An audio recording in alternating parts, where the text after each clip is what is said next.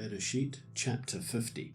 And Yosef fell on his father's face, and wept over him, and kissed him.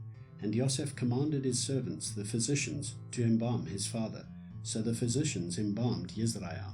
And 40 days were completed for him, for so are completed the days of embalming.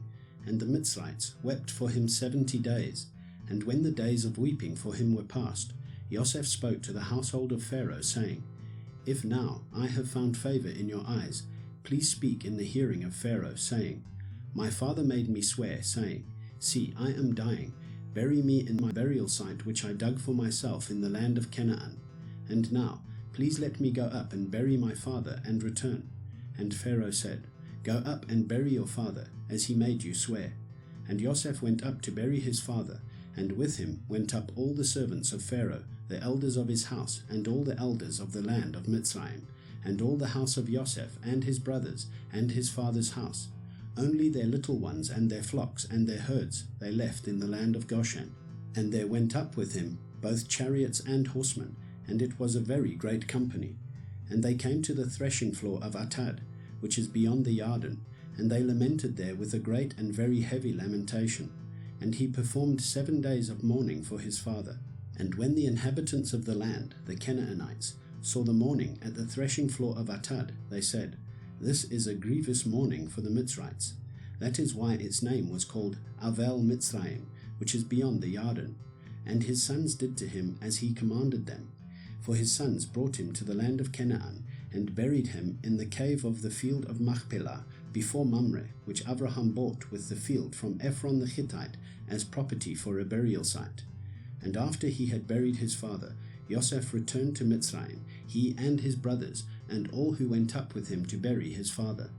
And when Yosef's brothers saw that their father was dead, they said, What if Yosef hates us, and pays us back all the evil which we did to him? And they sent word to Yosef, saying, Before your father died, he commanded, saying, This is what you are to say to Yosef.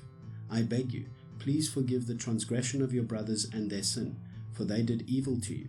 And now, please forgive the transgression of the servants of the Elohim of your father.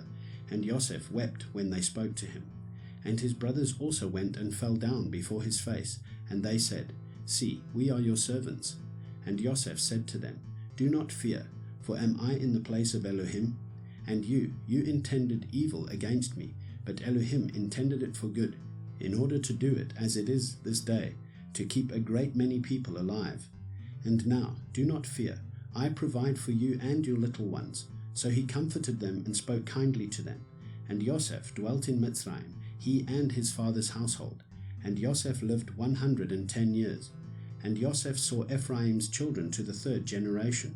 The children of Machir, son of Manasseh, were also born on Yosef's knees.